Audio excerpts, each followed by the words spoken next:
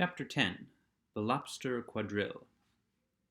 The Mock Turtle sighed deeply and drew the back of one flipper across his eyes. He looked at Alice and tried to speak, but for a minute or two sobs choked his voice. "Same as if he had a bone in his throat," said the Gryphon, and it set to work shaking him and punching him in the back. At last the Mock Turtle recovered his voice, and with tears running down his cheeks he went on again. "You may not have lived much under the sea." "I haven't," said Alice. "And perhaps you were never even introduced to a lobster." Alice began to say "I once tasted," but checked herself hastily and said "No, never." "So you can have no idea what a delightful thing a lobster-quadrille is." "No, indeed," said Alice. "What sort of a dance is it?" "Why," said the Gryphon, "you first form into a line along the seashore." "Two lines!" cried the Mock Turtle. "Seals, turtles, salmon, and so on. Then, when you've cleared all the jellyfish out of the way—" "That generally takes some time," interrupted the Gryphon.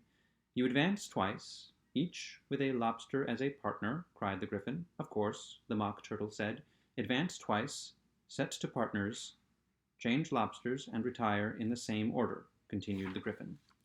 "Then, you know," the Mock Turtle went on, "you throw the lobsters," shouted the Gryphon, with a bound into the air, "as far out to sea as you can." "Swim after them!" screamed the Gryphon. "Turn a somersault in the sea!" cried the Mock Turtle, capering wildly about. "Change lobsters again!" yelled the Gryphon, at the top of its voice. "Back to land again, and that's all the first figure," said the Mock Turtle, suddenly dropping his voice, and the two creatures, who had been jumping about like mad things all this time, sat down again very sadly and quietly and looked at Alice. "It must be a very pretty dance," said Alice timidly. "Would you like to see a little of it?" said the Mock Turtle. "Very much indeed," said Alice. "Come, let's try the first figure," said the Mock Turtle to the Gryphon. "We can do it without lobsters, you know. Which shall sing?" "Oh, you sing," said the Gryphon. "I've forgotten the words." So they began solemnly dancing round and round Alice, every now and then treading on her toes when they passed too close, and waving their forepaws to mark the time, while the Mock Turtle sang this very slowly and sadly. "Will you walk a little faster?" said a whiting to a snail. "There's a porpoise close behind us, and he's treading on my tail. See how eagerly the lobsters and the turtles all advance. They are waiting on the shingle. Will you come and join the dance? Will you, won't you? Will you, won't you? Will you join the dance? Will you, won't you? Will you, won't you? Won't you join the dance?" You can really have no notion how delightful it will be when they take us up and throw us, with the lobsters, out to sea. But the snail replied, too far, and gave a look askance. Said he thanked the whiting kindly, but he would not join the dance. Would not, could not, would not join the dance. Would not, could not join the dance. "What matters it how far we go?" his scaly friend replied.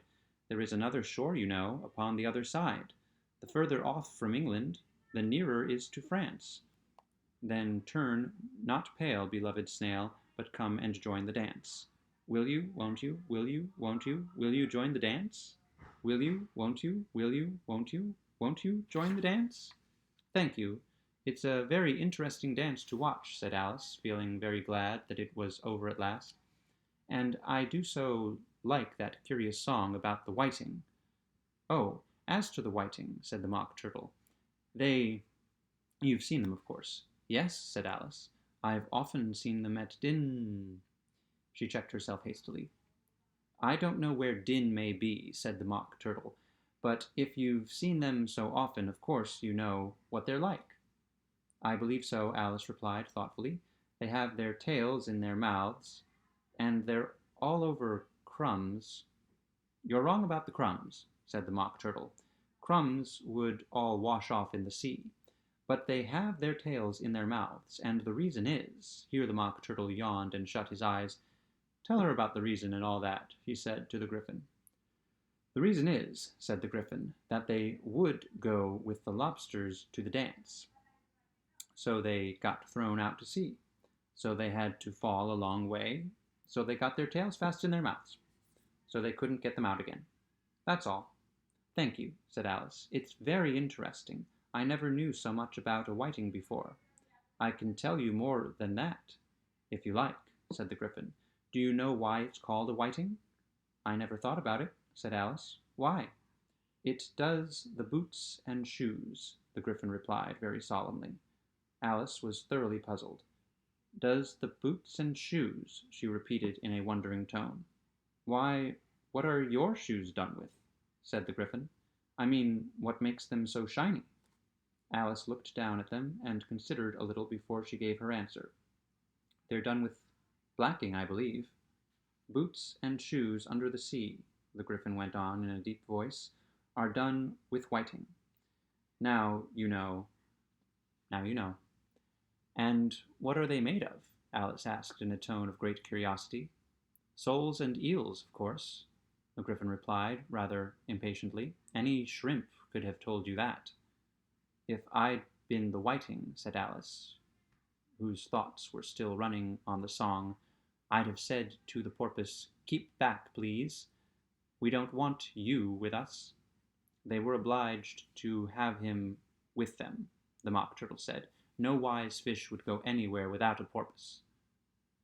Wouldn't it really? Said Alice, in a tone of great surprise. Of course not, said the Mock Turtle. Why, if a fish came to me and told me he was going a journey, I would say, With what purpose? Don't you mean purpose? Said Alice. I mean what I say, the Mock Turtle replied in an offended tone, and the Gryphon added, Come, let's hear some of your adventures. I could tell you my adventures beginning from this morning, said Alice, a little timidly, but it's no use going back to yesterday because I was a different person then. Explain all that, said the Mock Turtle. No, no, the adventures first, said the Gryphon in an impatient tone. Explanations take such a dreadful time. So Alice began telling them her adventures from the time when she first saw the white rabbit.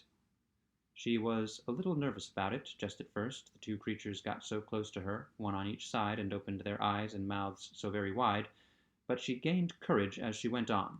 Her listeners were perfectly quiet till she got to the part about her repeating, You are old, Father William, to the caterpillar, and the words all coming different, and then the Mock Turtle drew a long breath and said, That's very curious. It's all about as curious as it can be, said the Gryphon. It all came different, the Mock Turtle repeated, thoughtfully. I should like to hear her try and repeat something now. Tell her to begin. He looked at the Gryphon as if he thought it had some kind of authority over Alice. Stand up and repeat. 'Tis the voice of the sluggard, said the Gryphon.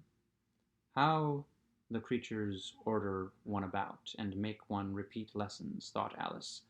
I might just as well be at school at once. However, she got up and began to repeat it, but her head was so full of the Lobster-Quadrille that she hardly knew what she was saying, and the words came very queer indeed.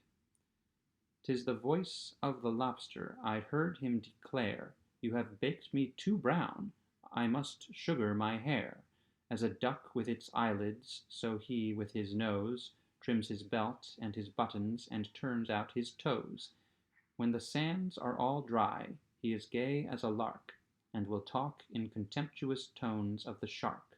But when the tide rises and sharks are around, his voice has a timid and tremulous sound. That's different from what I used to say when I was a child, said the Gryphon. Well, I never heard it before, said the Mock Turtle. But it sounds uncommon nonsense. Alice said nothing. She had sat down again with her face in her hands, wondering if anything could ever happen in a natural way again. I should like to have it explained, said the Mock Turtle. She can't explain it, said the Gryphon hastily. Go on with the next verse. But about his toes, the Mock Turtle persisted. How could he turn them out with his nose, you know? It's the first position in dancing, Alice said. But she was dreadfully puzzled by the whole thing, and longed to change the subject. Go on with the next verse, the Gryphon repeated, impatiently. It begins, I passed by his garden. Alice did not dare to disobey, though she felt sure it would all come wrong, and she went on in a trembling voice. I passed by his garden, and marked with one eye how the owl and the panther were sharing a pie. The panther took pie crust and gravy and meat, while the owl had the dish as its share of the treat. When the pie was all finished, the owl as a boon was kindly permitted to pocket the spoon, while the panther received knife and fork with a growl, and concluded the banquet by "What is the use of repeating all that stuff?" the Mock Turtle interrupted, "if you don't explain it as you go on. It's by far the most confusing thing I've ever heard." "Yes, I think you'd better leave off," said the Gryphon, and Alice was only too glad to do so. "Shall we try another figure of the Lobster-Quadrille?" the Gryphon went on. "Or would you like the Mock Turtle to sing you another song?" "Oh, a song, please, if the Mock Turtle would be so kind," Alice replied, so eagerly that the Gryphon said, in a rather offended tone, no accounting for tastes. "Sing her Turtle Soup, will you, old fellow?" The Mock Turtle sighed deeply and began, in a voice sometimes choked with sobs, to sing this: "Beautiful soup, so rich and green, waiting in a hot tureen. Who for such dainties would not stoop? Soup of the evening, beautiful soup. Soup of the evening, beautiful soup. Beautiful soup. Beautiful soup. Soup of the evening, beautiful, beautiful soup. Beautiful soup, who cares for fish, game, or any other dish? Who would not give all else for pennyworth only of beautiful soup? Pennyworth only of beautiful soup? Beautiful soup, beautiful soup. Soup of the evening, beautiful, beautiful soup." "Chorus again," cried the Gryphon, and the Mock Turtle had just begun to repeat it when a cry of "The trial's beginning!" was heard in the distance. "Come on," cried the Gryphon, and taking Alice by the hand, it hurried off, without waiting for the end of the song. "What trial is it?" Alice panted as she ran, but the Gryphon only answered, "Come on!" and ran the faster, while more and more faintly came, carried on by the breeze that followed them, the melancholy words, "Soup of the evening, beautiful, beautiful soup."